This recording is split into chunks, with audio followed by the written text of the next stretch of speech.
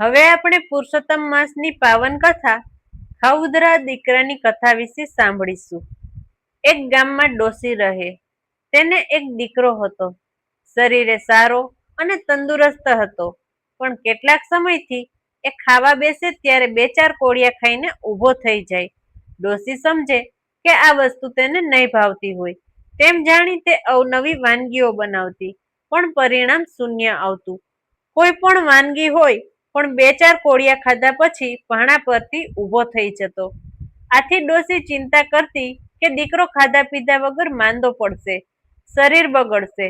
મારે તો એકનો એક આધાર છે. દીકરાને વૈદ્યો પાસે લઈ ગઈ. સારવાર અને દવા દારૂ કરી પણ કંઈ ફેર ન પડ્યો. છેવટના આધાર તરીકે તેણે પુરુષોત્તમ ભગવાનને ભજવા માંડ્યા અને પ્રાર્થના કરવા માંડી. હે પ્રભુ, મારો દીકરો રોજ ભૂખ્યો રહે છે, બરાબર જમતો નથી. તે બરાબર ખાતો થાય તેવું કરો, તેમની ભૂખ ઉગાડો. પ્રભુએ ડોસીની પ્રાર્થના સાંભળી અને ડોસીનો દીકરો ખાવા લાગ્યો. ખાવા તો લાગ્યો, પણ તે એટલું બધું ખાય કે જેટલું રાંધ્યું હોય તે પણ ઓછું પડે. દીકરો ડોસી પાસે વારંવાર ખાવા માંગે. પુષ્કળ ખાવા છતાં પણ તેનું પેટ ભરાતું નહીં. ડોસી વિચારે કે હું કેટલું રાંધું તો તેનું પેટ ભરાય. હવે દીકરાને બદલે ડોસીને ભૂખ્યા રહેવું પડતું હતું. ડોસીના કોઠીના દાણા ખૂટ્યા. ઘરમાંની વસ્તુઓ ખૂટવા માંડી. ખર્ચ વધતો ગયો. જેમ જેમ દીકરાની ભૂખ ઉગડતી ગઈ તેમ તેમ ડોસીએ બચાવેલ મૂડી ખલાસ થવા લાગી. દીકરાની ભૂખ ઉગડવા જતા ડોસી ભૂખ ભેળી થઈ ગઈ. ડોસી મંદિરમાં જઈને પ્રભુને પ્રાર્થના કરવા લાગી. હે પ્રભુ, તમે મારા દીકરાની ભૂખ એટલી બધી ઉગાડી દીધી કે તે ગમે તેટલું ખાય તો પણ ધરાતો નથી. માટે એવી દયા કરો કે દીકરો માફકસરનું ખાતો થાય. હવે ઘરમાં કંઈ છે નહીં.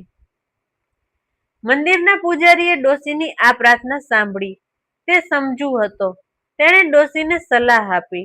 ડોસીમાં, કાલથી પુરુષોત્તમ માસ શરૂ થાય છે. તમે તો વ્રત કરો છો, પણ તમે તમારા દીકરાને ભગવાન પુરુષોત્તમનું વ્રત કરવા દબાણ કરો. બંને દરરોજ એકટાણું કરજો. ભગવાન દયાળુ છે, તે તમારું દુઃખ દૂર કરશે. દીકરો માફકસરનું ખાતો થઈ જશે. ડોસીએ પુરુષોત્તમ માસનું વ્રત ચાલુ કર્યું. દીકરાને પણ ઘણું સમજાવી પટાવી વ્રત કરાવ્યું. માં દીકરો વહેલી સવારે નદીએ સ્નાન કરવા જાય. ત્યાં કાંઠા ગોરમાનું પૂજન કરે, કથા વાર્તા સાંભળે. આમ થતા દીકરાની જળ બુદ્ધિમાં ચેતન આવતું ગયું.